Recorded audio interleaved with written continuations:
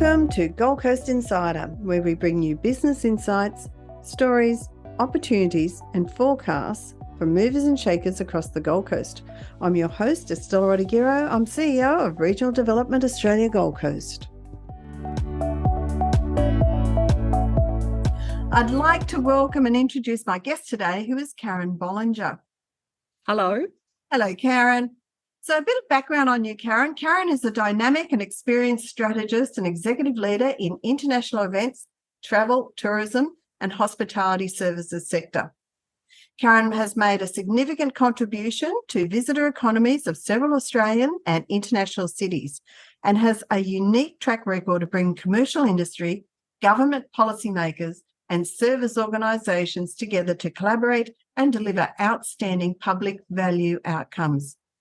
Karen is passionate about the tourism sector, becoming a force for economic and social change, reimagining the way tourism can create more cohesive and inclusive communities and more vibrant and resilient economies locally and internationally.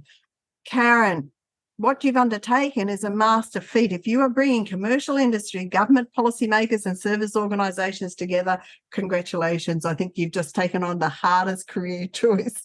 Let's talk about where you came from. Where did this all start? Did you wake up one day when you're at school and think, oh, this is what I want to do, I want to be in tourism? Well, back in those days, it's still because I'm a little bit more on the mature side. I woke up and I thought I was going to be in catering and hotel and catering management. And that, I started in the UK, finished here in Australia. And all I wanted to do was be a general manager of a 5-star hotel. So that was my dream. And then when I went into hotels and started seeing that there was an ecosystem outside of this that made up tourism, and I was offered an opportunity when I was in Sydney, I took it up and I became general manager of the Sydney Convention and Visitors Bureau. And gosh, it opened my eyes up, and it opened my eyes up to what brought tourism together, if you like.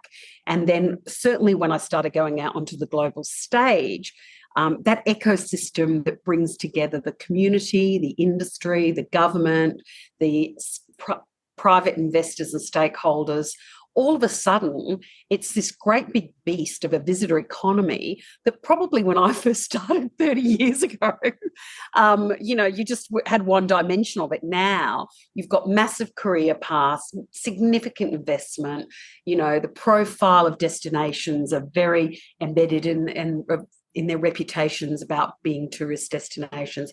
And so all of a sudden, it's got a life of its own. And I guess for me, I just got more, I don't want to say sucked in, but I got more involved. I got really excited about what it can do for communities. This is probably where I always like to think, job growth, investment, pride, all of those things that communities want to have in their destination. And then, of course, bringing government into play where they're making all that infrastructure investment. And so all of a sudden, you've got this nice kind of sweet spot that you've got all of those, working together collaboratively to start to have an impact on our local economies. And that's the thing. So did I wake up 30 years ago? Probably not, because I didn't even think these jobs existed. But now look at me. But having said that, 30 years ago, they probably didn't exist. And that's Correct. the whole thing, isn't it? And what I like about what you're saying is that very much now we're looking really inclusive, aren't we? We're also looking at our communities. We're not just looking at tourism for business, but we're looking at the whole gauntlet, aren't we? Exactly. And if I think I often talk, because I was in the business events part of this visitor economy piece for some time, and we talk about the knowledge exchange that goes on in those places. And that's actually where all the good information is. I think of things like the COVID pandemic that we've just had and the researchers that have to get together and share their information. Now, that happens during conferences and events. And of course, that's a really key part of the visitor economy, but it can't happen unless people get together. And so, when you think about it, it's various uses for infrastructure around anybody that participates in tourism in some way, shape or form. Yeah, absolutely. So your role currently, do you want to talk us through a little bit about what your role is currently as well? And then I thought we'd move on to, let's give a bit of an overview. If you can give an overview on Destination Gold Coast so that all the listeners, whether they're in the industry or they're not in the industry, will understand exactly what that delivers. Can we Yeah. talk through that? Yep, absolutely. So currently, I'm interim CEO of Destination Gold Coast, and I've done an interim job because I'm coming to a different stage in my career, shall we say? And obviously, I do lots of global work, and so I was approached to support with a project. Actually, this is my third innings with Destination Gold Coast. I've often been behind the scenes, whereas this time it's a bit more of a front-facing, as they decided what they wanted to do going forward as a destination. And we can touch on the Experience Gold Coast a bit later. But I guess for us as Destination Gold Coast, what do we do? We really are about attracting visitors to our city, and that's whether they come as a general tourist, and that's generally our core piece. It would be if they're visiting friends and family, if they're attending an event, and whether that event's either a social event or a business event. So our role is to inspire, I should say, and get them into a conversion piece. And so we use all the wonderful tools of marketing and sales that are at our disposal today, and it's highly sophisticated. Getting cut through in your messaging is really hard. But we also bring our city together. So we're a membership-based organisation. We've got over 700 members, and that's anything from whether you're a small product, a restaurant, bar, right through to the big hotel chains, convention centre, airport, all of those. So our role is to bring those together, to keep them informed, to educate them, build capacity and capability in that sector. And then, of course, we also lobby. And when I say that, we're not like government lobbyists, but what we do is send out the messaging around the value of tourism to the Gold Coast economy. So tourism in Queensland equates to 1 in every 6 jobs. So it's pretty significant. And, you know, on the Gold Coast, tourism's worth almost $6 billion. So it's a really valuable part of the economy here on the Gold Coast. Now, it's not like that in lots of other destinations, but for us it is. And so how we behave, how we communicate, how we involve and engage our community is really important to what it is we actually do. And then how we showcase it on the global stage. So we've got, you know, obviously interstate, intrastate and international, and we bring all of those together on a regular basis. So it's a complex job. It's much more complex than it used to be, but it's a really fun part of the industry. So I guess the industry is one of the most impacted where you've had to pivot with COVID, right? Because I know that one of our major tourism destinations was China, and we used to get a lot of tourism from China, and of course through COVID, then that was impacted. So where do you see our next? Where do we market to? What's going to be our next international market, or is it just a whole of international market approach? I think, you know, one of the things that I would say, and this is not necessarily Gold Coast, but it's an Australian perspective, is we did kind of put a lot of eggs into one basket. And you know, you think we talk a lot about diversifying economies and diversifying your product. And that's probably where I would be up to start with. So I don't think it's all China or nothing. You know, people are doing almost the same commentary around India. I think, again, that's not always necessarily the right way to go. I think you have to mix and match. And some of that's also not about volume. It's about the quality and the yield in the business that we actually take. And that's certainly some of the conversations I'm having here on the Gold Coast. You know, do we want to make sure that we are getting the right visitors, staying the right amount of time, spending the right amount of money versus lots of frequent visitors that aren't necessarily at the right end of the spend scale, shall we say. And that's, you know, because that comes with wear and tear. It comes with costs per acquisition. There's a whole bunch of stuff in there. And so, you know, it's the more sophisticated we get as an industry that we can target and identify where our markets are coming from, we should be very bespoke about attracting the right market. So for us, New Zealand's outside of Brisbane, Sydney and Melbourne, international New Zealand's our first core market. Mm. And we would never walk away from that. But we have to manage that quite differently than we would China, than we would Indonesia, than we would India. And so I don't think we should be focused on one market. It should definitely be about diversity.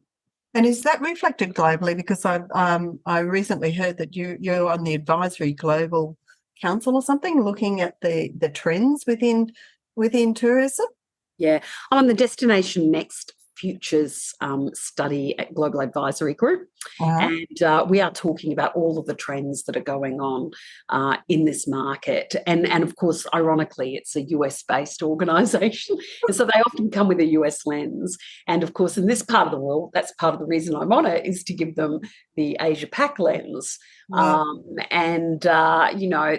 look to their core markets are obviously, north of them and south of them is in Latin America and Canada, and then the Europeans. But this part of the world, we've got magnificent population. It's around, opening up access to them. It's around affordability for them, and then it's around desire for them to travel. And of course, when I talk about access, I'm not talking just about airlines, I'm talking about visas, all of those things that want to get people here.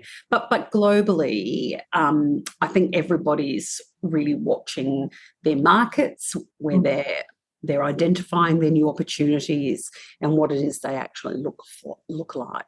So I won't go too much on this, but again, after COVID now, has there been changes in the way tourists behave? Like, has that changed that behaviour of how we travel now and where we travel to? It's changed significantly. So one of the big trends that's coming out is sustainable tourism. And it's no longer, let's just say, we're green.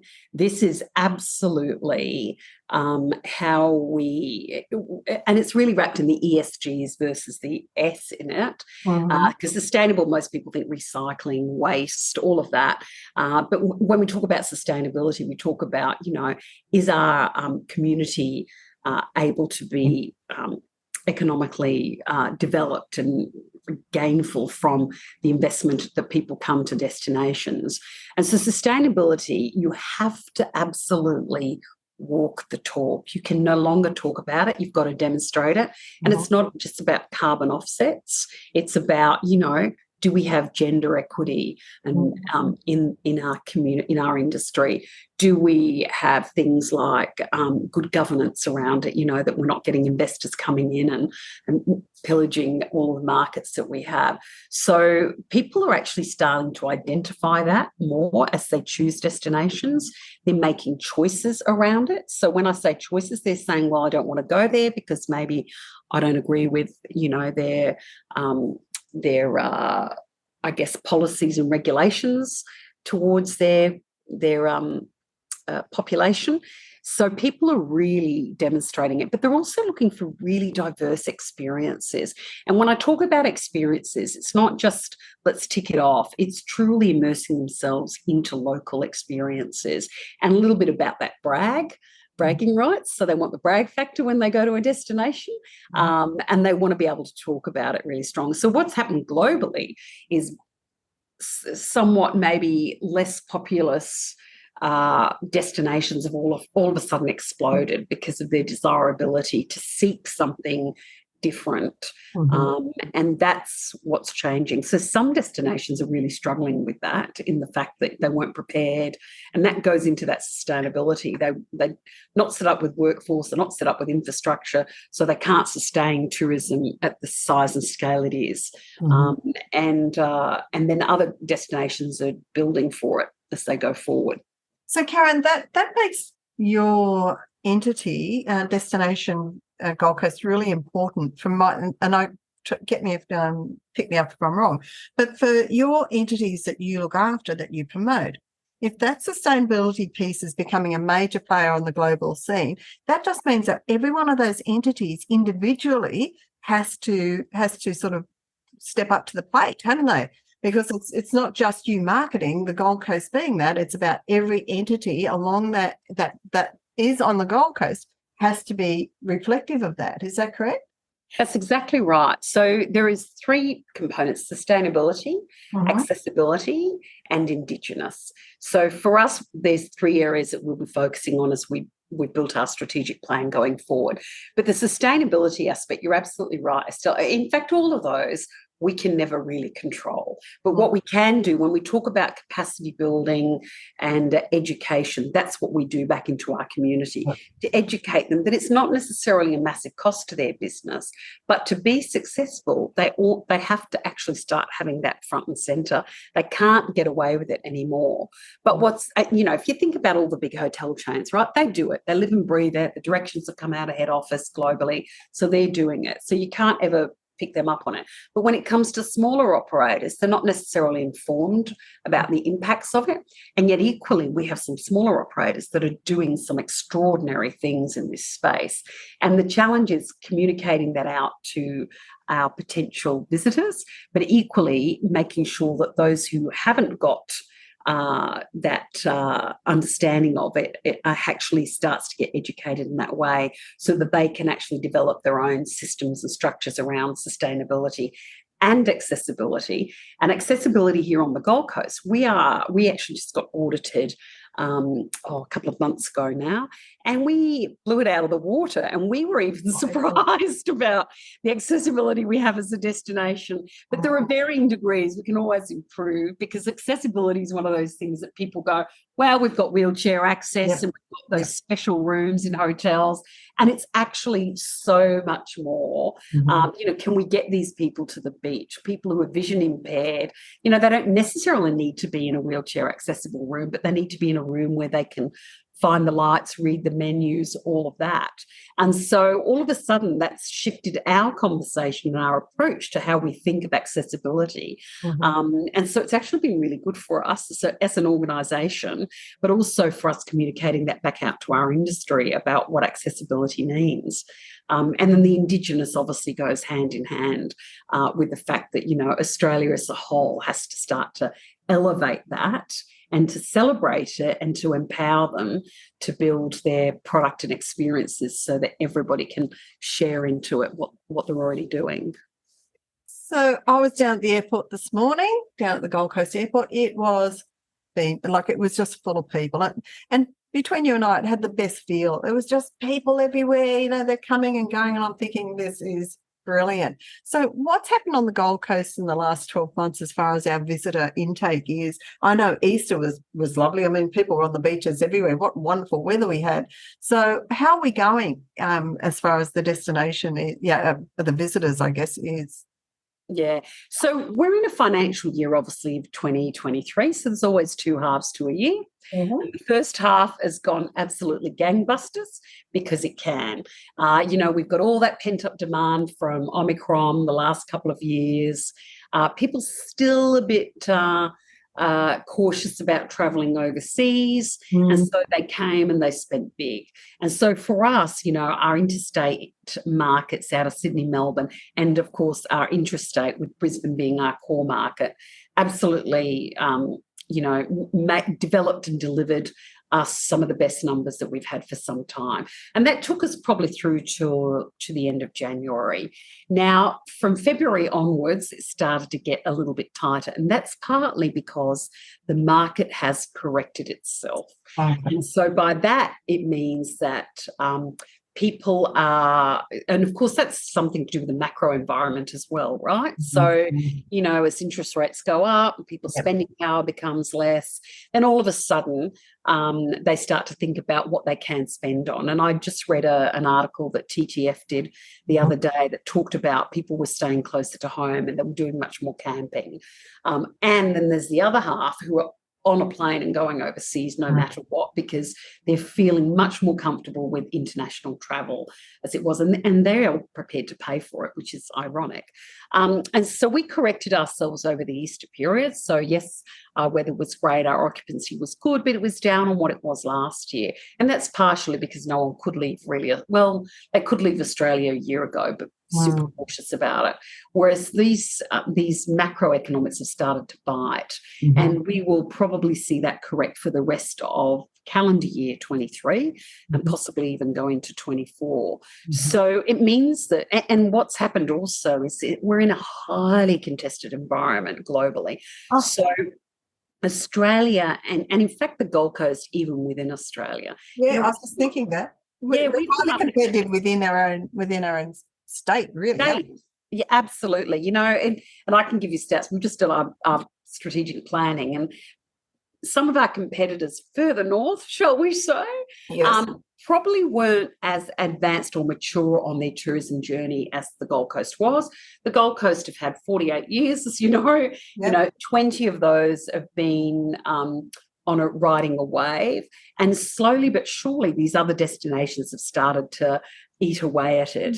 And COVID's actually allowed them to gain a greater market share. And they've done that because, it was limited as to where people would go. So it's accelerated their growth, impacted ours. What it's done for us is got us better yield in our product. And of course, our occupancy has been really good.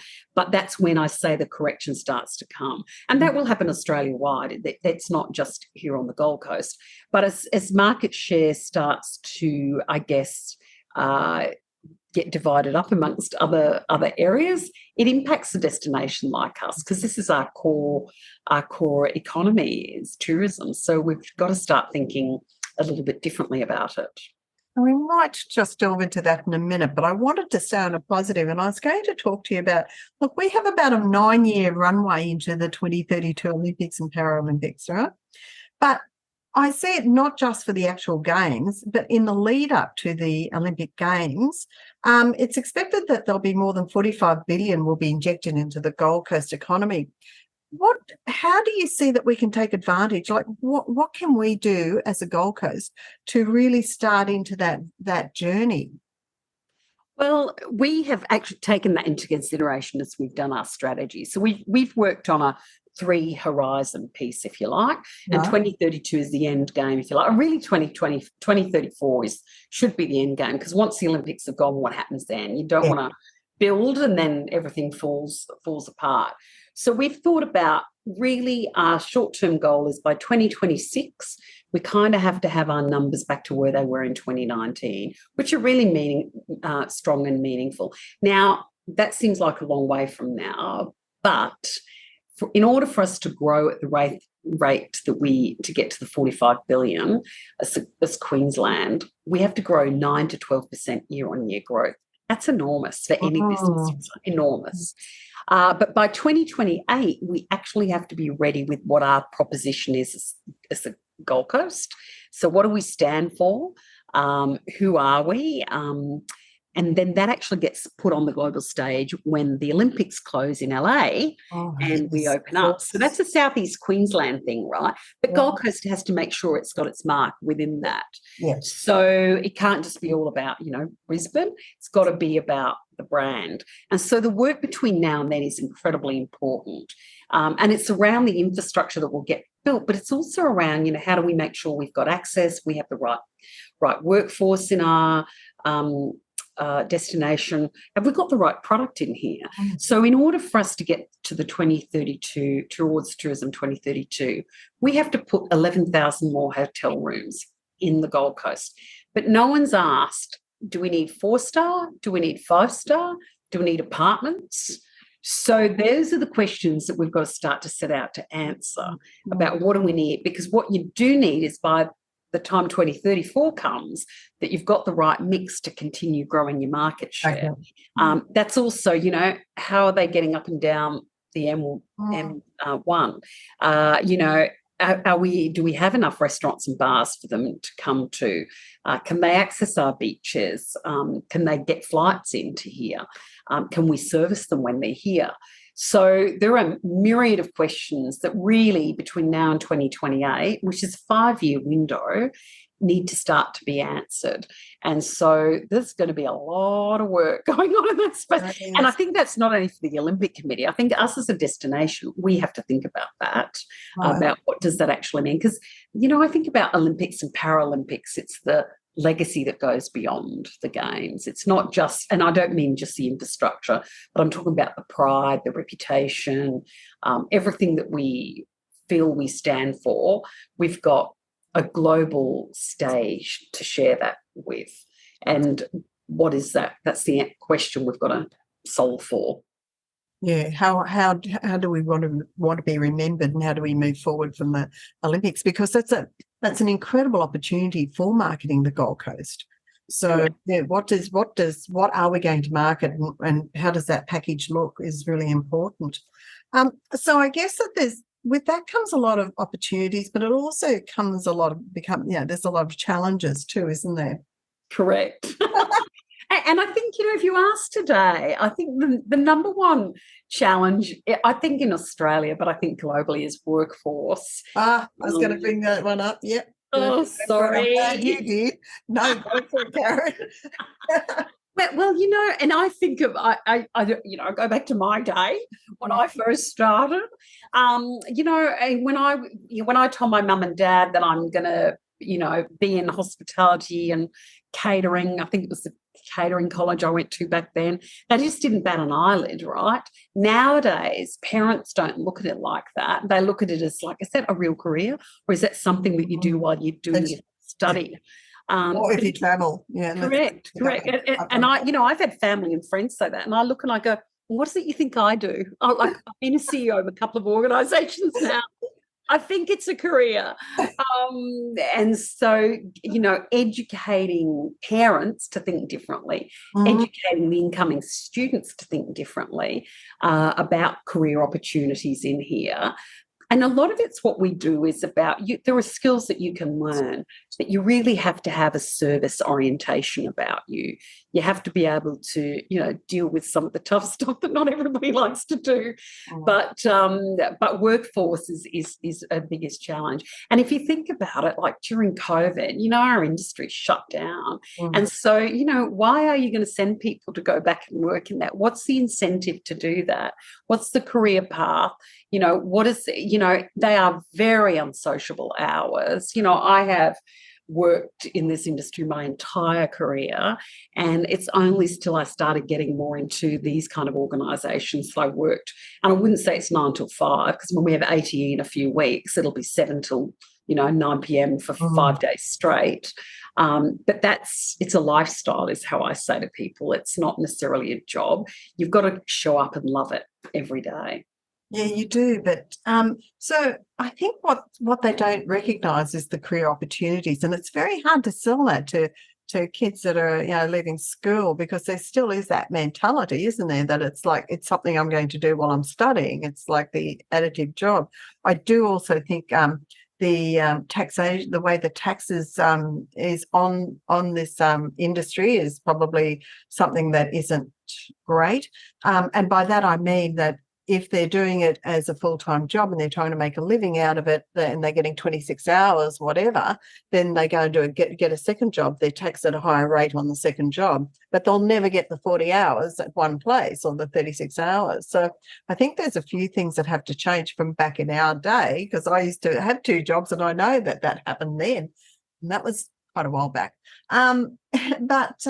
Yeah, I think we have to sell the career opportunities. What do you see the career opportunities as being for the hospitality? Well, I think they're pretty wide open, and that's the beauty of what we do, right? So if I think of myself, I started off as, I was waitressing like everybody else, Yep. And then I was waitressing in a hotel, and then I started going, I actually wouldn't mind being a general manager. I did study. I went back and studied marketing, and because that's what I felt. I felt I had the right style and personality to work in sales and marketing. Funnily enough, I was right. Right, yes. I think you've done well. Correct. I got that right. So for me, interacting with people, but using my thinking. So I kind of came up through food and beverage and then went into sales. And I think the beauty of it is our industry is quite broad and open. So you can be anything from a tour operator or owner, tour guides, through to reservations agents, through to general managers of hotels, owning your own event companies, You can do all kinds of things. And so if you, the way I like to think of our industry is you have to have an ability to apply yourself to anything that moves fast. And I often talked about during our industry about how agile we had to be as an industry during COVID. And that's why many of our businesses did survive, because they had to adapt very, very quickly. And we're used to that. We're used to working in an environment that is a lot out of our control. So, when you're on tours and you've got a rainy, rubbishy day, you kind of have to adapt your tour accordingly. If you've got disgruntled people, you have to adapt what you're doing. If, an event, you're running or managing an event and the main act doesn't show up, you've got to adapt yourself. Panicking doesn't work. So it becomes, a skill set. Critical thinking, which they talk about is the new way forward, is definitely something that gets used in our industry. And I think that if we can start to think about the skills beyond what the job is, but where it leads to, all of a sudden you'll probably get a different view on it. Did you say you waitressed? Yes, of course. We all signed off like that, didn't we? Correct. And the juggling that you had to do, right? And the thinking of, I've got an order in, I've got someone coming up over here, I've got to get that wine over there. Or you're multiple juggling, and you do it, and that's what you do on a daily basis. So if you like that kind of thinking, and you're okay about, I'd say structured chaos. Yes. And then you're probably a good student to be in this industry. And I guess the industry is a good ground, a good starting industry. I mean, you're going to be subjected to a lot of different personalities, a lot of different nuances and pressures. And so really it's a really good starting point. You're going to learn so much in this industry. Are we still really how are we looking as far as that staffing is concerned in the hospitality and tourism, Karen? Well, there were 12,000 jobs lost during COVID in the tourism space alone. So, that's not an easy fix, right? You can't just bring that back really, really quickly. And so there's a task force through the Thrive 2030 economy. So I'd sit on that Thrive 2030, which is Austrades and the Australian government's strategy for tourism. And I know out of that there's a task group working on that, about how do we attract, how do we retain, and that's things like, are we paying them well? Things like you've just said, do they have to work 2 jobs to get their 40 hours, and why do we penalise them with double taxes? So there's a lot of things that are being discussed at that table. We're actually having one of our meetings not next week, the week after. So I'll be able to tell you a bit more about that as we go. But it's attracting internationals to come as well as a really big part of it. The students that we had coming through aren't here anymore. They're coming back, but we've got to make sure that they come back and get into some of these jobs that some Australians won't take. And therein lies the problem too, So we've got things like, visa reform, all of that. There's a lot of work to go. It's being done, but it's possibly not fast enough. And I'm going to give myself a plug here, because on the 18th of May, I've got Department of Home Affairs coming and presenting on the new visas, but also because we've got 350,000 migrants coming to the, touted to come next year. And how does the Gold Coast get their share of that? Like, how do we start getting that share of it? And I think that that's going to be a vital piece that we need to look at and lobby for, because we actually need those people on the ground. And if we look at it, everyone's after the same pot, aren't they? No matter where you are in Australia, you're looking at that same, you're all pulling from the same area. And so, it's really vital. But let's go on and let's talk about Experience Gold Coast. Do you want to give us a bit of an overview around that one? Yeah, sure. So obviously it was announced earlier this year that they will be, the City of Gold Coast did a funded entities and partially funded entities review across the city. It took in the 5 that are all about to play together, but it did extend outside of that. And what they were looking for is how can we actually get us to collaborate more and extend, I guess, some of the work that we're doing across the groups. So they decided to put us all together under a parent brand or grouping of Experience Gold Coast. And that actually means that we can work more collaboratively across organisations. Like we've already worked with Major Events Gold Coast because they outsource their event marketing to us. So the bits that they've got control of come to us, so we support them with that. Study Gold Coast is probably a bit more in that education, but there's some obviously cross opportunities in that space. And then there's placemakers and Hotter, of course, and is that all of them? Major Events, ourselves, placemaker. Yeah. So I think the opportunity for us to combine our efforts and work well, I do believe that the Gold Coast is on a tipping point to have a really robust visitor economy strategy. And I say that because we've just talked about 2032, and what's best is if all those entities are working towards one goal versus independent and we cross over. Really needs to be in one place. So I think long term, it's absolutely the right move to do. And I think if we get a visitor economy strategy well done and well written and in place, I think we will actually benefit from that going into the Olympic Games and then, of course, coming out the other side. And so I do think that there's a long way to go because we're still in discussions around the legalities and the structure of it all, which is what I'm spending my time doing. So, but it'll get there. It'll get there. The necessary stuff that we have to do behind the scenes. So. But now, look, we've got some exciting stuff coming up on the Gold Coast, and I saw that we will be the host city for the next 3 editions of the Australia Academy of Cinema, Television Arts Awards. How good is that? I know, very exciting. That was a Major Events Gold Coast little coup, that one. I was fortunate enough to get along to the announcement of it. But I think, to get all those celebrities, because it was really celebrity-backed. Russell Crowe is the president and he's got Cate Blanchett and Nicole Kidman as his number 1 and 2 on there. Awesome. And if they all voted about us, then that tells you more than you need to know. So, yeah, thrilled to have that in our backyard. It is. It's such it's such a good profile. And as you say, it'll lead to job creation, knowledge exchange in the space of film production, innovation, talent. So it's not just about bringing the money in, it's also about attracting entrepreneurs, investors into this industry. So it has a whole myriad of things and wealth that comes with it, isn't it? Yeah, we've got the biggest set of studios in the Southern Hemisphere in Australia. People don't realise that.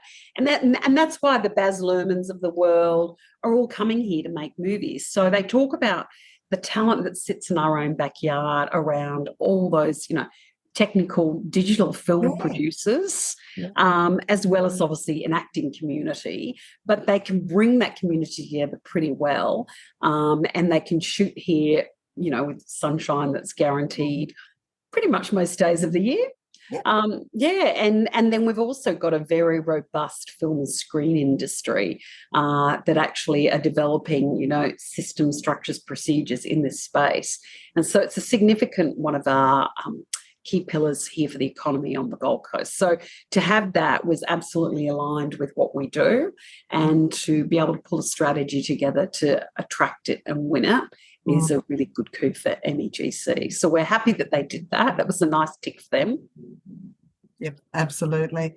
So what is it about the Gold Coast that you're passionate about? Why should we all live on the Gold Coast? What is it that you love? Well, I moved here, so it's a newish area for me to be in. And, and it's easy to say the lifestyle, right? Because it is a lifestyle thing here. But one of the things that I think can't be taken away is that friendliness of Gold Coasters. So, I remember when we first moved up here, my husband said to me, we'd be walking the dog, and he'd say, I've forgotten how to be nice to people. They stop and they say hello and they have a chat with you about weather, your dog, whatever. He goes, I've got to start putting on my nice face again coming out of two big cities for us. He was like, we used to walk down the street, put your head down and just go past everybody. Yeah. People look up, they look you in the eye, they say hello, you have a chat about something. And so not only are you getting amazing weather and almost resort-like facilities really with the beaches and infrastructure that we have, but you've got people that make it a pleasure to come and live in. And that's stuff you can't trade off anywhere. No. And that is the beauty of the Gold Coast. Whilst it's got everything, we're still a community, aren't we? We still are a massive community. So, we've got the best of everything. So, well, thank you so much. I'm going to let you get back to your job. You're doing amazing stuff here. And it's been a pleasure to talk with you today, Karen. You're very welcome, Estella. It's been absolutely my pleasure. And no doubt you'll see me here on the Gold Coast doing lots of things. So I look forward to continuing to work with the industry and, of course, Destination Gold Coast as I continue my journey. Well, all the best. Thank you so much. Thank you.